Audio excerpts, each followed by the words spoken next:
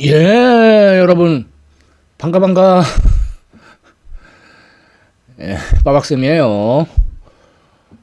이번에 물화생기썰 주제는 알루미늄의 역사입니다. 어, 알루미늄은 뭐 지금이야 우리가 흔하게 사용하지만 이게 분리가 힘들어가지고 사용을 좀 하기가 힘든 금속이었어요. 그래서 가격이 한때는 금보다도 비쌌어요. 예. 근데 이제 지금은 전기를 이용을 해가지고 그 알루미늄을 재련을 하죠. 그러니까 전기를 고체로 바꾼 금속이 알루미늄이다.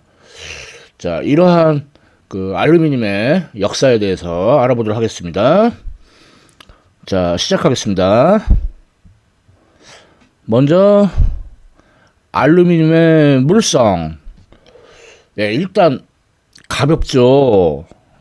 밀도가 그 강철의 뭐 약 3분의 1 정도. 그리고 내식성이 뛰어나요. 그러니까 무슨 얘기냐면 부식이 잘 안 된다. 왜냐면은 알루미늄이 그 반응성이 강하다 보니까 공기에 노출되면은 그 산소하고 반응을 해가지고 그게 알루미늄 표면을 이렇게 그 보호를 해줘요. 그래서 바닷물, 뭐 습기, 산성 이런 거에도 강해요. 그리고 기계적 가공성이 좋다. 뭐 아변, 압출, 주조, 절삭, 뭐 용접, 뭐 이런 그런 여러 가지 기계적 가공성이 좋아요. 그리고 열이 잘 통하고 전기도 잘 통해요. 뭐 구리만큼은 아니지만.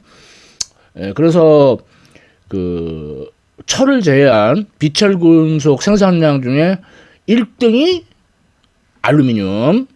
압도적이에요. 뭐 1년에 거의 뭐 7천만 톤 정도를 생산을 해요. 뭐 그다음 뭐 구리가 뭐 2천만 톤. 알루미늄한테 잽이 안 되죠. 자, 이러한 알루미늄이 풍부하냐? 풍부해요. 그 지각, 그러니까 지구 껍데기. 자, 여기에 분포하는 원소들 보면은 흔히 이렇게 암기하는데 오시알페 카나크마, 카나 크마. 그러니까 3등이죠. 알루미늄. 거의 지각 내 원소의 전체의 8%. 예. 근데 요 그래프 보면 좀 이상한데? 근데 이 그래프는 그 질량 기준이 아니고 그 실리콘 원자 100만 개에 대한 그 원자 수의 비율이라서 그래서 조금 랭킹이 달라져요. 질량 기준으로 하면은 알루미늄이 3위. 그 정도로 지각이 풍부해요. 그리고 그 원소 주기율표 내에서 위치를 찾아보면은 요 있네. 그러니까 그 3가 이온으로 Al3 플러스로 되려고 한단 말이에요. 참고로 아까 말했던 지각에 풍부한 원소 OCR 페 카나크마. 뭔가 그 주기율표의 그 위치도 좀 특정 위치 있죠. 그런 원소들이 지각에 풍부하다. 자, 그런데 이제 고대에는 혹은 뭐 중세 시대에는 그 알루미늄 화합물이라고 할 수 있죠. 이제 명반이라는 거를 이제 중요시였어요. 어느 정도였냐면 지오반니 다 카스트로라는 사람이 뭐 초상화는 전해지지 않지만 이 사람이 당시 교황 비호 2세한테 그 로마 근처에 이 톨파라는 곳에서 알룸 강산을 발견을 했다고 교황한테 보고를 해요. 그리고는 이제 알룸 무역 독점 개혁을 체결해가지고 그래서 이제 교황청 재정기관이 강화가 되고 그리고 십자군 그 원정에 그 필요한 자금 마련하는 데 기여하고 그러니까 이 알룸이라고 그 알루미늄 화합물 이렇게 생겼어요. 정확하게는 그 알루미늄하고 황산염 그다음에 여기 원소 X가 오고 그다음에 이제 뭐 수화물이면은 이렇게 물 분자가 있고 요 X 자리에는 대표적으로 칼륨 그러면 이제 칼륨 알룸이라고 그러고 나트륨이 오면은 나트륨 알룸이라고 그러고 아모늄 이온이 오면은 아모늄 이라고 불러요. 그래서 이집트 서부 사막의 증발함 그러니까 이집트 문명에서 이제 알룸을 많이 썼고 그리고 그리스 레스보스 섬의 알루나이트 또는 뭐 그리스 밀로스 섬의 알루노젠 이게 다 그 소금 그 비슷한 그런 결정 형태를 띠는데 그래서 이제 그리스 문명도 알룸을 많이 썼어요. 그래서 알룸은 그 여기저기 쓰였는데 우선 그 제혁 그러니까 가죽을 이렇게 그 처리하는 데 쓰고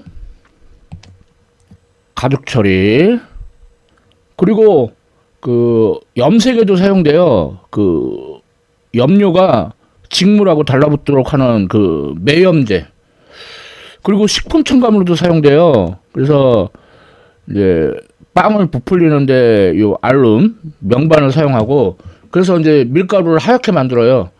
그래서 이거 너무 많이 먹으면 배탈 나고 심지어는 죽기도 했어요. 그리고 화장품 그래서 이제 데오드란트 그 땀 억제제죠. 뭐 그리고 이제 면도하고 그런데 미세한 피부 출혈이 발생하는데 그거를 지혈해주는 피부 안정제. 그러니까 그리고 뭐 종이 만드는데 뭐 그런 지혈제 말고도 뭐 소독제, 구강청결제 전통적으로 그렇게 쓰였고 현대에도 뭐 물을 깨끗하게 한다던가 그다음에 뭐 발열제, 촉매, 그 세라믹 뭐 이런 걸로 하여튼 용도가 매우 다양합니다. 자, 그래서 알루미늄을 이제 분리하려고 이제 시도를 했는데 테오드르 바롱 드 에누빌 초상화는 전해지지 않고 있는데 이 사람이 뭐 굉장히 흥분을 해가지고 알룸은 알고 보니 금속이다. 그것이 명백히 증명될 날이 오는 걸 예측하는 거는 뭐 그리 모험적이지 않다. 그러니까 증명될 거다 이거죠. 그리고 앙탄 로렌드 라부아제 이 사람은 근대 화학의 아버지라고 하죠. 그러니까 염분술과 화학을 이제 그 구분을 명백히 하게 한. 그래서 이 사람은 그 알루미나가 금속의 산화물이고 그래서 그 금속 알루미늄을 예측을 했어요. 그리고 험프리 데이비 이 사람은 그 알루미나의 전기 분해를 시도를 했고 금속을 분리하지는 못했지만 그 금속을 알루미늄이라고 이제 일단 이름부터 지었어요. 자, 그래서 알루미늄을 이제 발견한 사람은 한스 크리스티안 웰스테드. 그 물리학에서 그 전류에 의한 자기장을 발견한 것으로도 유명하죠. 그래서 이 사람은 어떻게 했냐면은 그 염화 알루미늄을 그 칼륨하고 이제 반응을 했는데 이 칼륨이 수은에 그 녹아 있는 상태. 그래서 그 이런 그 수은하고의 합금을 아말감이라고 하거든요. 그래서 요 사진은 그 수은하고 은의 합금이에요. 그래서 아르케라이트라고 해가지고 아무튼 아말감. 그래서 칼륨 아말감하고 반응을 시켜가지고 알루미늄 금속을 이렇게 분리한 거죠. 그런데 하지만 그 불순물이 많아가지고 정말로 알루미늄을 발견했다고 말할 수 있나? 예, 좀 그렇죠. 자, 그래서 다른 데서는 알루미늄을 발견한 사람을 웰스테드로 안 생각하고 이 사람으로 생각해요. 프리드리 벨러. 이 사람은 그 아말감 사용하지 않고 염화 알루미늄하고 칼륨을 반응시켜 가지고 알루미늄을 분리해내는데 성공을 해요. 그래서 이 사람이 진짜 알루미늄을 발견한 사람이다. 뭐 다른 데서는 그렇게 하기도 해요. 그리고 이 사람은 이제 유기물인 요소를 무기물 방법으로 합성한 것으로도 유명한 사람이죠. 아무튼 지금은 알루미늄 얘기니까. 자, 그래서 알루미늄이 한때는 금보다 비쌌다. 그래서 샤를 루이 나폴레옹 보나파르트, 예, 바로 나폴레옹 3세예요. 이 사람이 손님을 대접할 때 진짜 귀한 손님한테는 알루미늄 식기를 대접을 했대요. 그냥 귀한 사람은 금 식기를. 그러니까 알루미늄이 금보다도 처음에는 되게 비쌌다. 그런데 이제 알루미늄이 이제 생산이 많이 되면서 가격이 점점 내려가기 시작하죠. 그래서 생산을 많이 한 첫 번째 공정이 드빌 패시네 공정이에요. 그래서 이 사람은 앙리 에티엔 센트클레르 드빌. 이 사람은 이제 보크사이트, 이제 알루미늄가 많이 함유된 광물이죠. 거기서 이제 염화 알루미늄을 이제 칼륨 대신에 나트륨하고 반응시켜 가지고 이제 알루미늄을 분리한 건데, 그래서 이제 그러고는 이제 우리는 이제 중간 금속을 얻었고, 이제 이걸 실험실에서 꺼내서 이제 실제 산업에 도입하고, 그럼으로써 뭐 인간한테 어떤 필요한 용도로 쓰이게 될 거다, 뭐 그런 식으로 말을 했는데, 그래서 이제 알루미늄을 어느 정도 생산을 해요. 그렇지만 여전히 많지는 않았고, 자, 그래서 이거는 20프랑 알루미늄 동전, 당시에 발행된 건데, 그래서 나폴레옹 3세의 초상화가 새겨져 있죠. 그래서 이제 이 드빌이 회사를 앙리 메르리라는 사람한테 팔았고, 근데 이제 앙리 메르리 이름을 따지 않았고, 나중에 그 회사의 전무이사의 이름을 따가지고 회사 이름이 패시네로 바뀌어요. 그리고 나중에는 캐나다의 알칸이라는 회사한테 인수되고, 그래서 리오틴토 알칸이라고 해서 세계 최대 규모의 광산 금속 기업이에요. 아무튼 패시네는 사람 이름은 아니고 회사 이름입니다. 드빌 패시네 공정. 이게 주요 공정이 아니고, 주요 공정은 홀 에롤 공정이에요. 그래서 홀 찰스 마틴 홀, 이 사람이 화학 교수한테서 알루미늄이 뭐 어떻다 저렇다 뭐 이런 얘기를 듣고는 난 그 금속을 노릴 거야 라고 말을 했대요. 정말로 성공했죠. 그래가지고 피츠버그 리덕션 컴퍼니라는 회사를 세웠는데, 나중에 알코아라는 회사가 돼요. 알코아는 세계 최대의 알루미늄 생산 기업 중 하나예요. 정말 노렸는데 성공했죠. 자, 그리고 이 사람하고 이제 독립적으로 이제 폴 루이 투생 에룰, 이 사람도 이제 같은 공정을 개발을 했어요. 그래서 오늘날은 홀 에룰 공정이라고 하는 거예요. 그래서 홀 에룰 공정을 보면은 알루미나가 되게 녹는점이 높아요.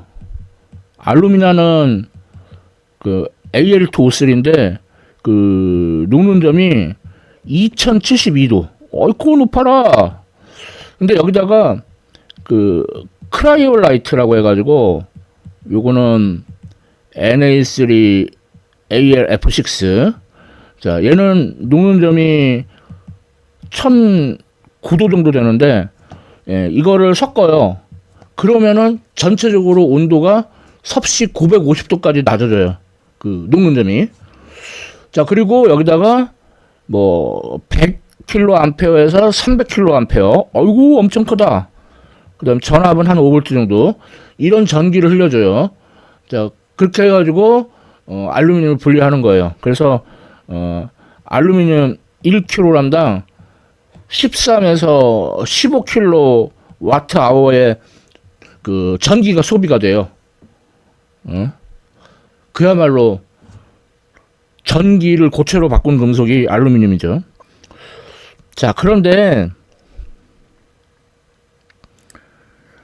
여기서 이제 재료인 그 알루미나를 이제 만드는 공정이 이제 나중에 추가가 돼요. 그게 이제 뭐냐면은 바이어 공정인데, 예, 이건 오스트리아의 카를 요제프 바이어라는 사람이 고안을 했어요. 오스트리아에서 우표로도 만들었죠. 그래서 알루미나를 보크사이트로부터 만드는데, 뭐 부수고 수산화나트륨 같은 거 넣고 그래가지고 알루미네이트로 먼저 만들어요. 그 과정에서 그 레드머드라는 찌꺼기가 나오거든요. 아무튼 그렇고, 그래서 그거를 이제 여과시키고 침전시키고 해가지고, 그리고 이제 가열하고 그래가지고 알루미나를 이렇게 만들어요. 근데 이 바이오 공정의 문제점이 바로 이 레드머드 찌꺼기인데, 이 레드머드는 그러니까 일단 산화철, 그래서 빨갛게 보이는 거예요. 뭐 그리고 실리카 등등등. 그래서 이게 알루미늄 1톤당 찌꺼기가 1에서 2톤이 생겨요. 그래가지고 이게 아주 강한 염기성, 그래서 토양 오염, 수질 오염을 이제 일으킬 수 있는 아주 골치 아픈 존재죠.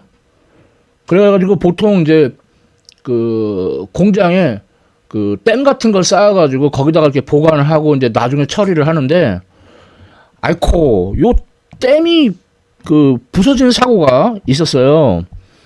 그 헝가리 아이커라는 그 곳의 알루미나 공장에서 사고가 일어나가지고, 예, 막 이렇게 그 유출돼가지고 주변 마을을 막 덮치고, 예, 아주 나중에 처리하는데도 되게 애를 먹었는데, 그러니까 일단 안전하게 저장해야 되고, 그 다음에 이제 그 산화칼슘 같은 걸로 중화 처리해야 되고, 그리고 요 아무리 찌꺼기라고 하지만 그 속에 이제 산화철 같은 자원이 들어 있어요. 그런 거 해소해야 되고, 그 다음에 이제 뭐 건축이나 토목에 이 찌꺼기를 활용을 해요. 그러니까 보관을 잘해야 되죠. 자, 이런 여러 공정으로 이제 알루미늄이 이제 우리 주변에 이제 많아요. 그래서 이제 대중적으로 사용되고 있는데, 뭐 항공기, 자동차, 뭐 철도, 선박, 뭐 교량, 뭐 이런 데 사용되고, 아시다시피 음료 캔 이런 걸로도 사용되고, 그 다음에 구리보다는 좀 덜하지만 그래도 이제 전력선, 전자기기에 사용이 되고요. 그리고 이런 알루미늄 포일, 그래서 식품 포장재로도 사용되고 이렇게 널리 사용되고 있죠. 뭐 그 외에도 뭐 그 창호 커튼월, 뭐 의료기기, 뭐 군수산업, 우주산업 이런 걸도 사용되고. 그래서 전기가 저렴하지 않았다면은 알루미늄은 못 만들었을 거예요. 그러니까 그 유럽, EU는 전기요금이 되게 불안정해요. 뭐 전기요금이 뭐 미국의 2배, 뭐 중국보다는 뭐 50% 정도 더 비싸고.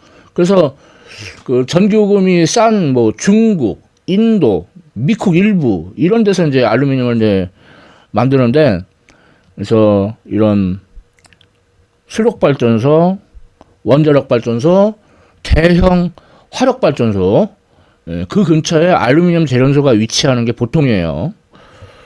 전기를 고체로 바꾼 건서.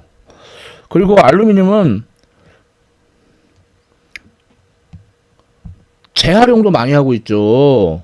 그래서 유럽 같은 경우에는 그 재활용 비율이 거의 80%. 그 다음에 전 세계적으로 평균이 한 76% 정도. 그런데 미국은 한 57% 또는 어떤 곳은 35%, 되게 흥청망청하고 있죠. 그래서 재활용을 하면은 새로 재련하는 것보다 에너지가 95% 적게 들어요. 그리고 온실가스도 92%가 감소되고, 그리고 이제 재활용한다고 해서 뭐 품질이 떨어지는 게 아니기 때문에 그 순환 경제의 핵심이 돼요. 품질이 유지되기 때문에 경제성이 있고. 그래서 이런 그 양호한 그 환경 효과 때문에 알루미늄은 재활용을 아주 중시하고 있죠.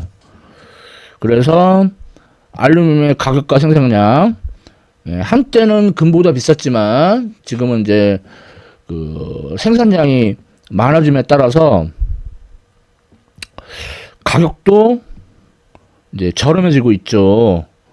그래서 알루미늄 세계 최대 생산국이 중국이에요. 전체의 60%. 그리고 유럽이나 북미는 뭐 좀 알루미늄 좀 많이 좀 만들어 볼까 하는데 그 뭔가 좀 제한 요소들이 제법 있어요. 그래가지고 중국이 계속해서 당분간 알루미늄을 겁나 많이 만들 것 같아요. 뭐 그렇다고요.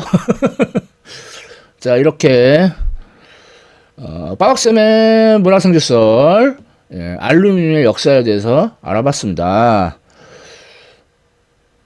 나름 흥미진진했죠? 지금까지 시청해주셔서 감사합니다. 빠롱빠롱!